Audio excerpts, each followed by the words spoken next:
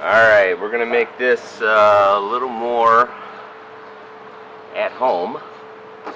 This is my house. This is my yard. I haven't mowed it in a week. Hopefully the dogs don't all start barking. Got plenty of metallic grazers going on in the background. You can hear them all. Alright, they're just like goats running all across the landscape. This is why we have lawns. People who had short lawns, historically, back, think Edwardian times, they had lots of sheep. That's why we value lawns. It's totally an aesthetic. But I can show you the edge effects. See some edge effects? So look at these dandelions showing us all our edge effects. Look at our plantains showing us our edge effects. We've got ecotones going from one community to the other, back to another community. It all works. Every scale, doesn't matter how much we've influenced or not, we are tied to the natural world and its rules. Okay? So think about it. This is where you see the first look at the dandelions here. Okay? What happens here? The male person walks through here every day. This is an animal path. Okay? The pavement is a really hard animal path. You see down in here, you've got your clover, you've got your plantains. This was called the white man's footsteps by the Indians.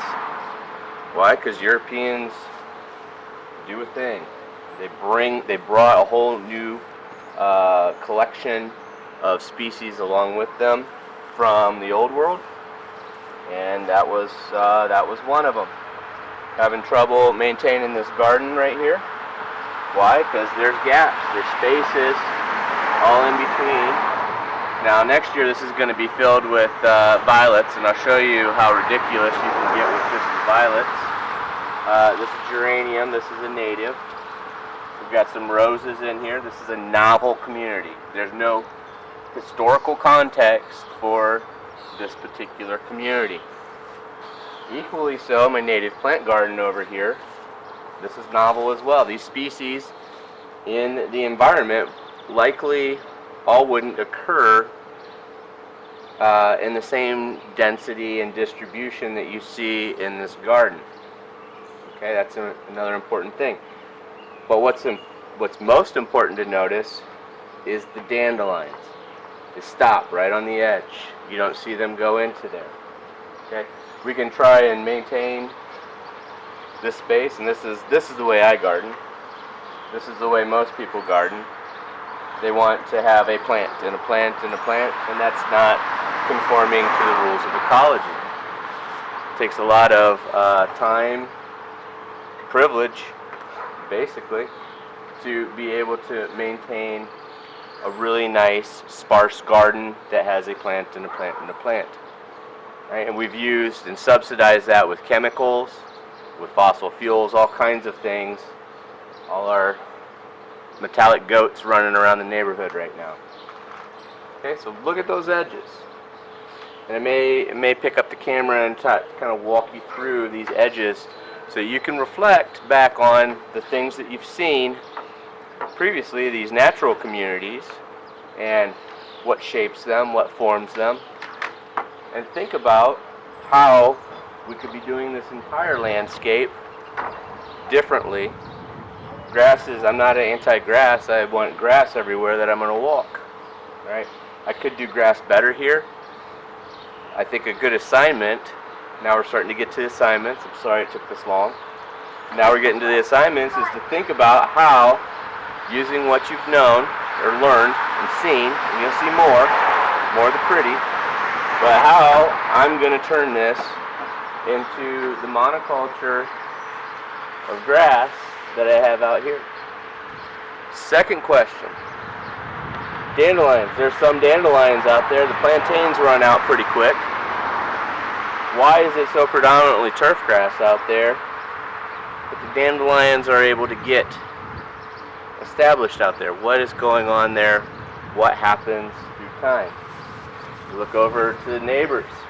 You see his dandelions are even more. Okay, he did this, he's helping me, by the way. I'm not criticizing him.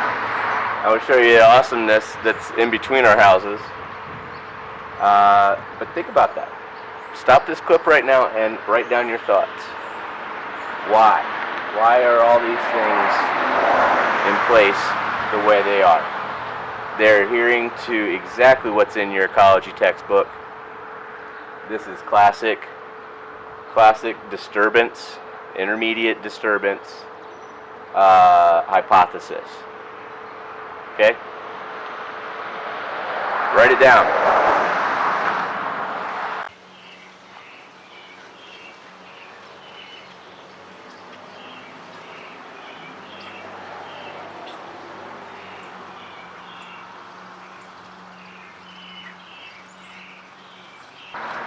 So we got a couple things going on here.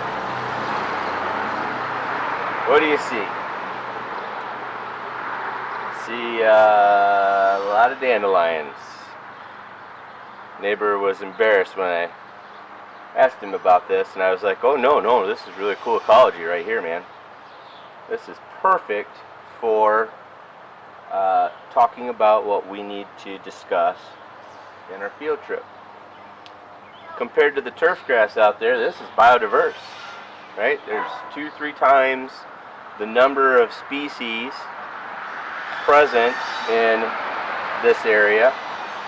And I mean, look at these guys. Let's see if I can get this guy out of the ground. Ah, he broke off, darn it. I mean, this here is primo dandelion. Look at the size of this thing. Why is it so big? Okay, it comes down to resources. There's lots of resources available here. They were in place. You can see here where some of my bottle brush grass has come from over there and is migrating into his space. Okay, got all our plantains. There must be 2 white guys living here, obviously. The edge against my native plant garden there, I was digging out plants to move to other people's houses, stuff that moved around, and then realized, wow, I've got a really good illustration of edge processes in an urban environment. It's the same out in the savanna, it's the same out in the wet prairie, it's the same in the alvar, it's the same in the, all these processes are the same.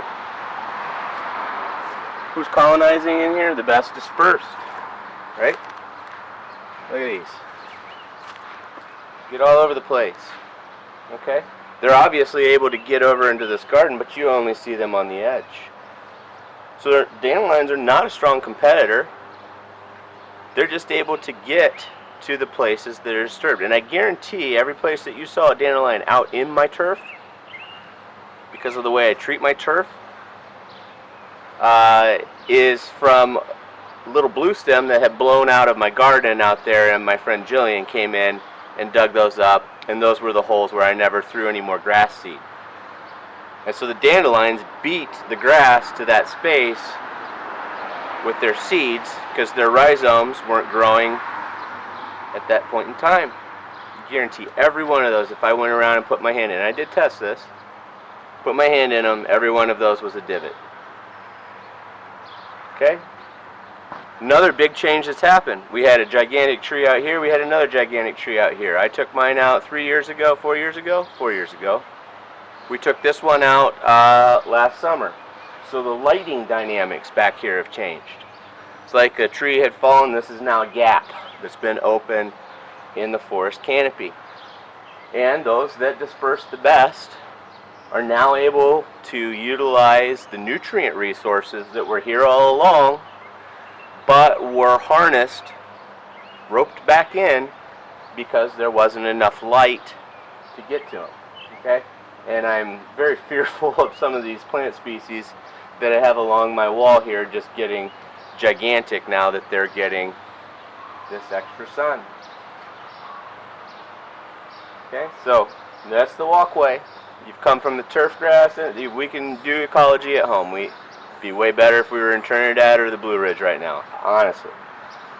And absolutely. But that doesn't mean we can't see these processes at home.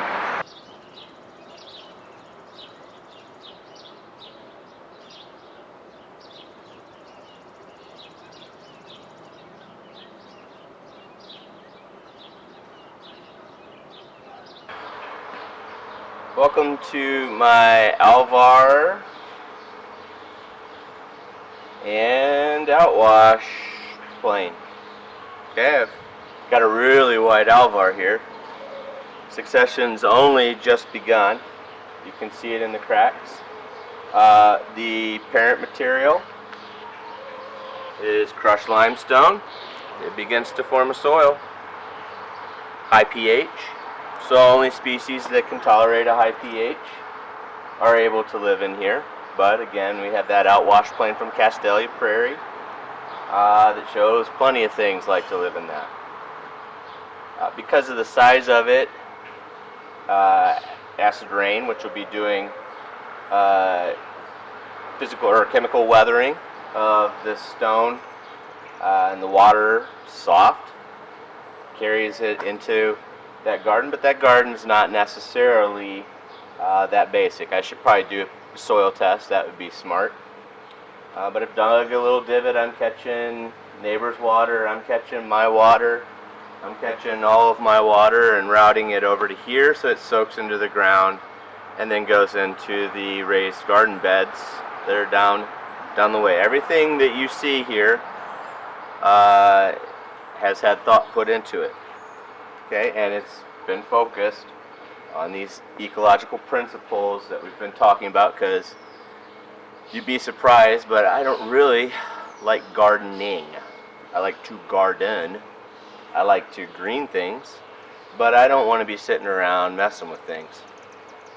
I'm going to let competition work itself out on these small scales that I can see. Alright, and that might be something that we'll talk about in patch dynamics. I think that'll be better illustrated when I get down onto the ground, and then when we go to hillside fen and the sphagnum bog. It'll be easier to visualize naturally as we're walking that way. But yeah, that's what I expect. Do I want all these weeds in here? No. A weed is just a plant that I didn't intend. A lot of these weeds, though, are valuable in that people want them, and so I will be going around like this penstemon and this sedge right here. I'm going to pull it up out of the ground just like that. I'm going to stuff it into some media, and I'm going to grow it. These plants co-evolved with bison. They're kind of into this. Alright? And that's another principle in the gardening that I do here, is that they're tough. I'm not going to babysit a plant. I barely take care of myself. Why would I do that for a plant? So keep that in mind, alright? And I'm going to zoom in on some of these patches so you can see them better. And we'll look at what you had looked at, that photo I sent with the grass next to the garden with the ecotone in between. But you've got all these edges, and the dominance of this plant community, I think you're going to be surprised.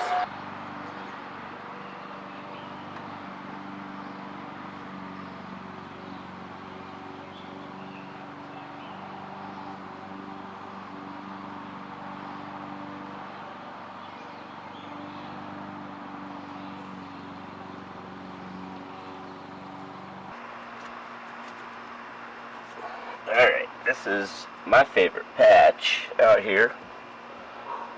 And why is it my favorite? Because most everything came from the garden that's about 1.5 meters away. Okay, and distance matters. A lot of times we're talking about these invaders and these weeds. Well, what they usually are just really good dispersers, or they really enjoy fertile landscapes, which there's more nitrogen on the surface of the planet right now than ever, thanks to Haber-Bosch. process. But that's not necessarily true. I mean, this is penstemon, this is penstemon. Let's look at this little patch just right here. Okay, so here's the dandelion, here's the dandelion, here's the dandelion. Okay, and that's kind of it of the invaders. Here's some dandelion here.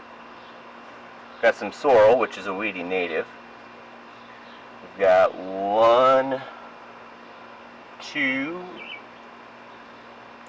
3 penstemon. 4, I missed this guy, 4 penstemon. We've got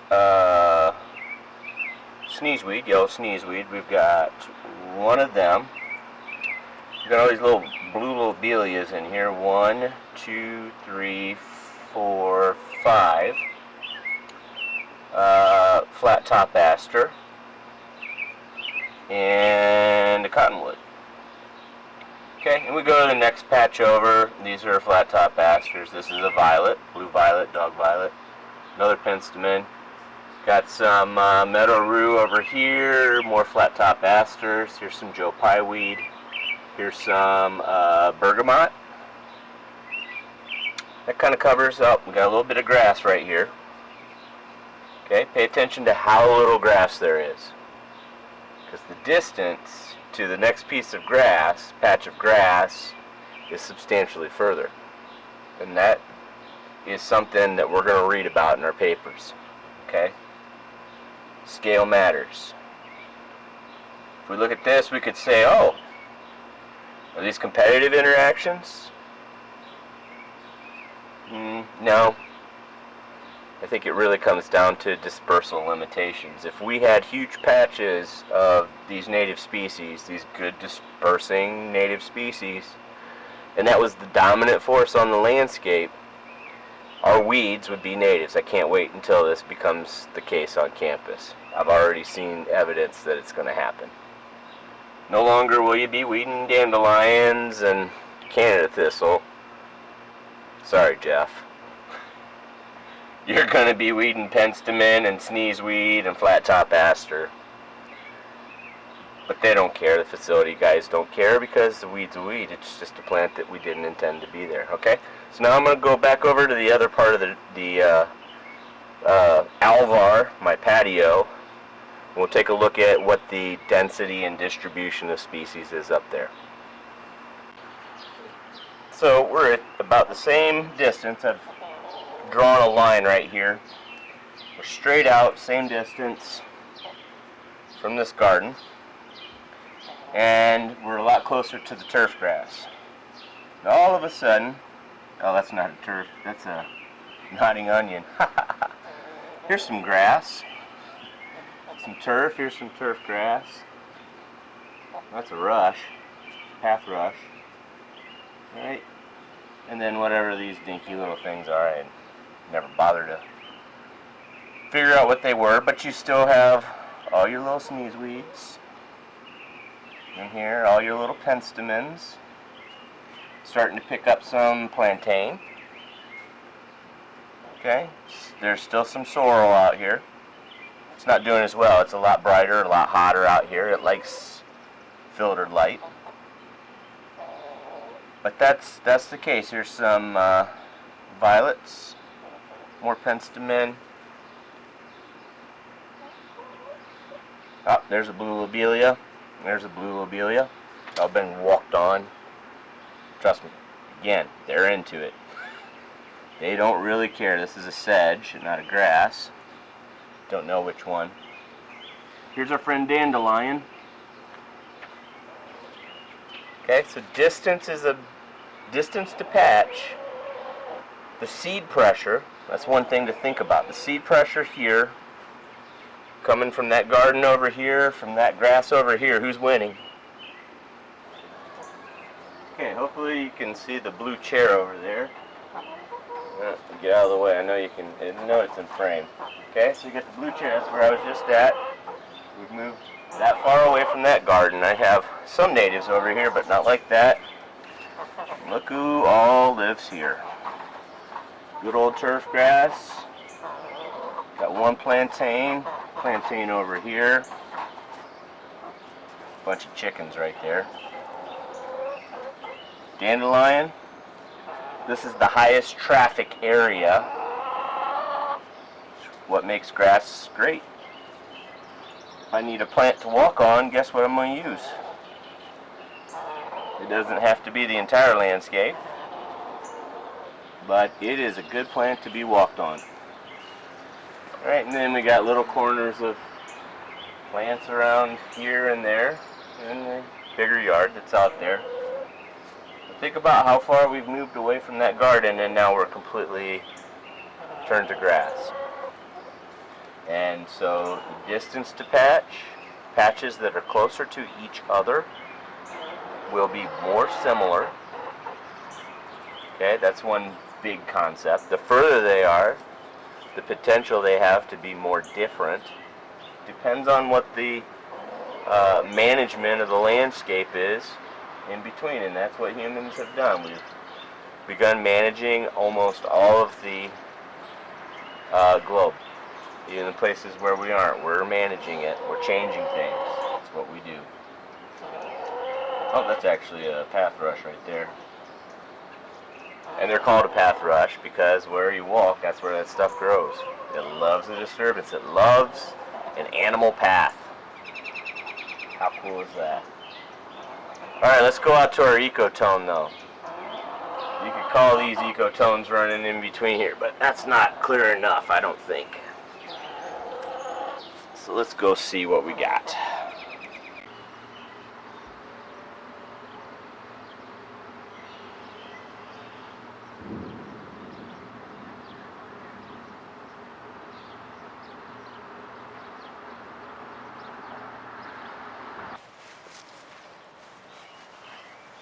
Alright, so I gave you a photo of these two plant communities. This one largely driven by turf grass and continually grazed.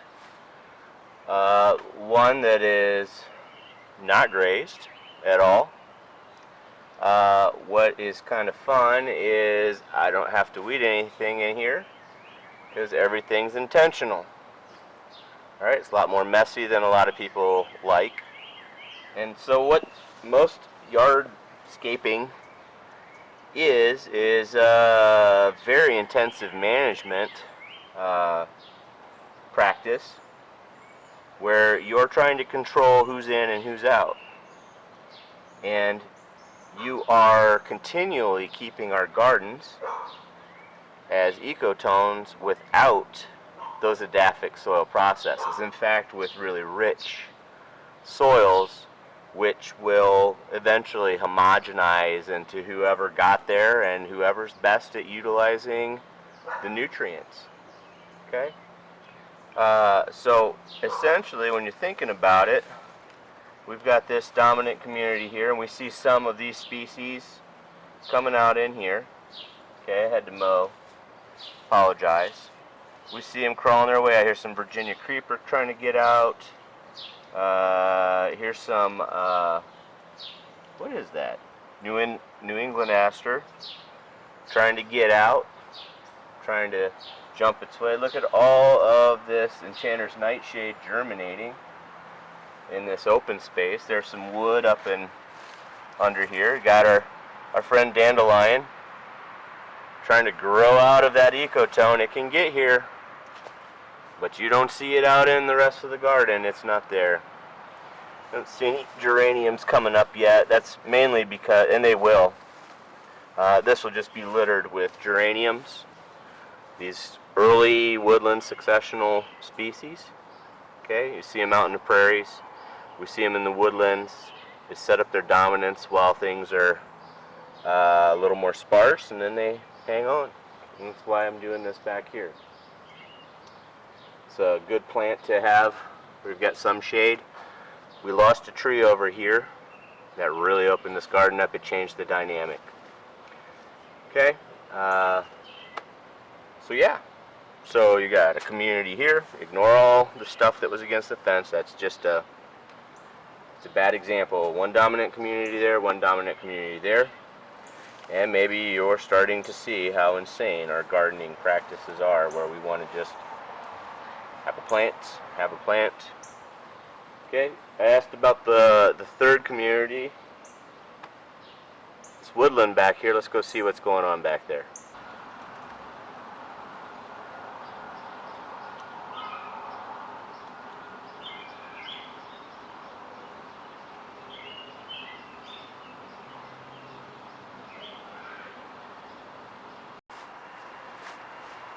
Okay, so the tornado just hit and knocked down all the trees. And that does a couple things. It opens it up suddenly to sunlight. It leaves a lot of woody debris around, which holds moisture better. Ignore the plastic stuff. I'm growing some red buds back here. But look at who is in here. It's almost kind of classic. We got our burdock. They're the big sticky balls that get on you. We've got grass, more burdock. Here's some cut plant, which is one of the dominant plants out here. The saying about cut plants, a native, loves floodplain forest. Is a little cut plant goes a long way. Got our friend the dandelion. Here is Canada goldenrod, a weedy native. Here's some more Canada goldenrod, another that weedy native. Got some turf grass growing here. Good old Canada thistle. Gosh, I love Canada thistle. It tells me where I'm not doing my job, where I've got too much nutrients that aren't being utilized. What else we got in here? Looks like a Herb Robert, little geranium species, weedy native or weedy Eurasian species. Got some wing stem in here. Got some ivy coming over from the neighbors, but that hopefully gets to the point. Oh, got some woodland sedge here, another native.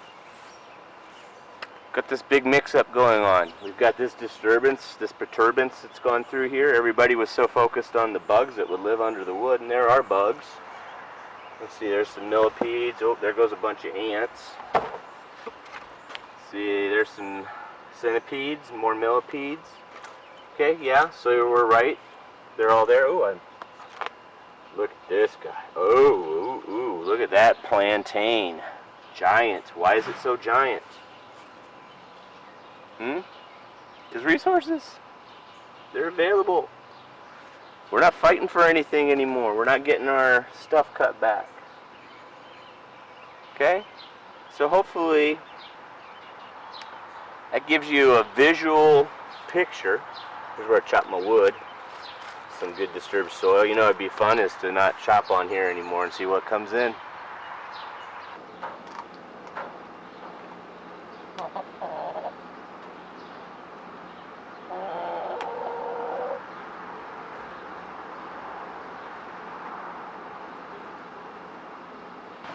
So this garden's kind of fun. What we got going on here? Well, we got the edge of the pavement here, and I've dropped this down so that it catches water. I get that pavement off of here. I'm catching my neighbor's water. I'm catching my water. I don't know if you can see the drain spout runs to over here. It's another key concept in our landscaping is to capture all the water. Okay, and I pulled a bunch of stuff out of here. This is where some of those red buds came from. This is very disturbed right now. But what is predominantly coming up are native species. Okay, that soil, the soil's seed bank at this point is predominantly native. It's favored by some aggressive native species like these dog violets. I've planted a lot of this penstemon in here. This geranium patch is just, you'll see it in one of the shorts.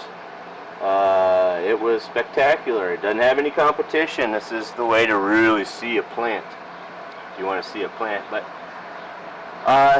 this will all fill in. I keep planting any penstemon that I dig up other places in here. I've got some nodding onions in here. It's very wet and then very dry.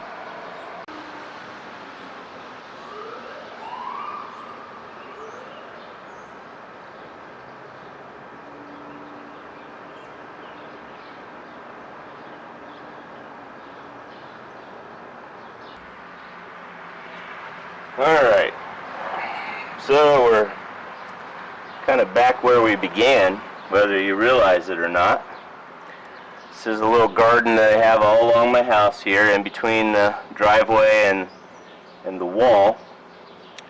And one of the key plants that you'll see in here are these prickly pear cactus. Alright, what are they doing in here? Oh, look at all this prickly pear. I have a bunch of little pokers in my hands now. So I'm going to grab a core out of here. Let's see here. This looks like a good spot.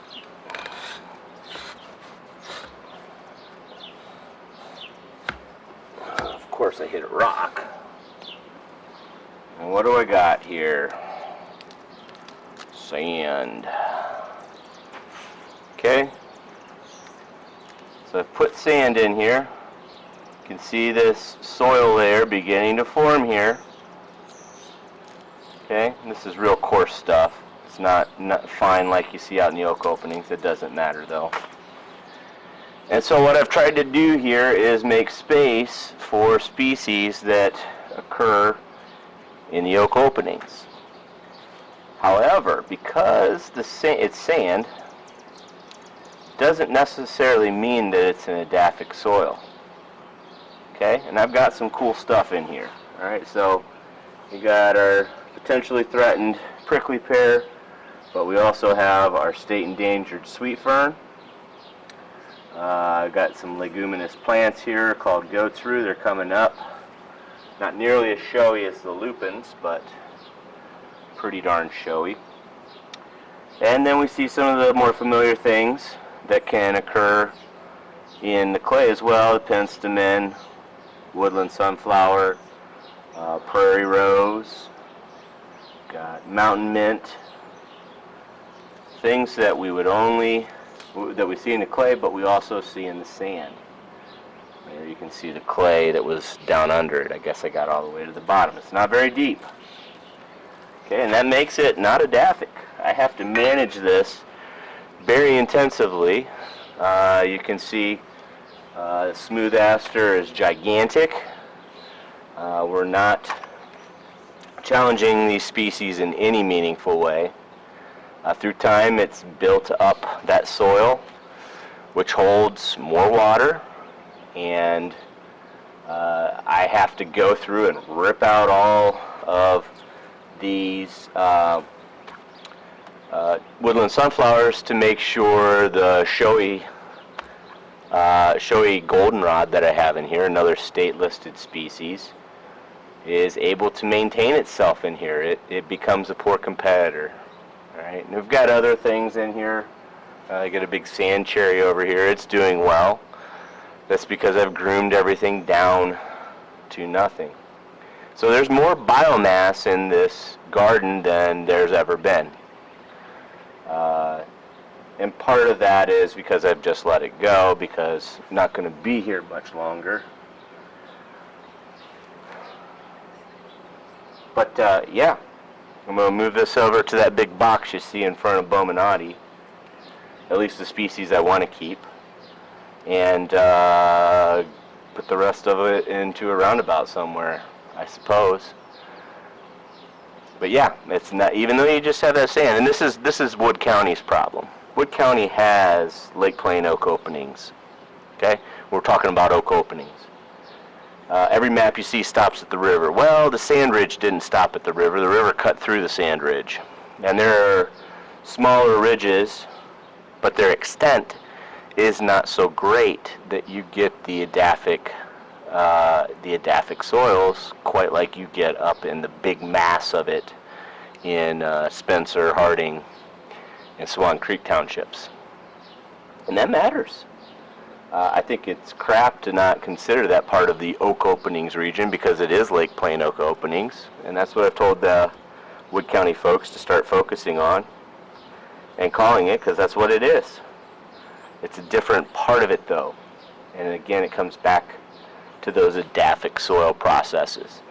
Without as much extent, the surrounding community will begin to influence it, and it becomes much more like the eastern hardwood forests. But if we don't do any management in Mosley's oak openings, guess what?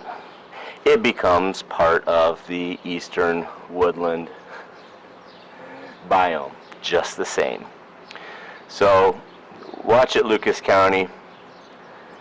Humanity is gunning for you. You may not have anything special if we don't get our act on it and try to get large extents of those less modified hybrid. Okay, we've talked about, mentioned some novel communities, and there's historic communities. But what we have right now, at best, in much of the oak openings is a hybrid between the novel and the historic. For Northwest Ohio, the Lake Plains savannas, oak savannas, are probably the closest we can get to a historic community. And maybe with what I've shown you here, I've kind of illustrated why. Size and distance matters. That's a very key concept in thinking about these communities and their management in the Anthropocene.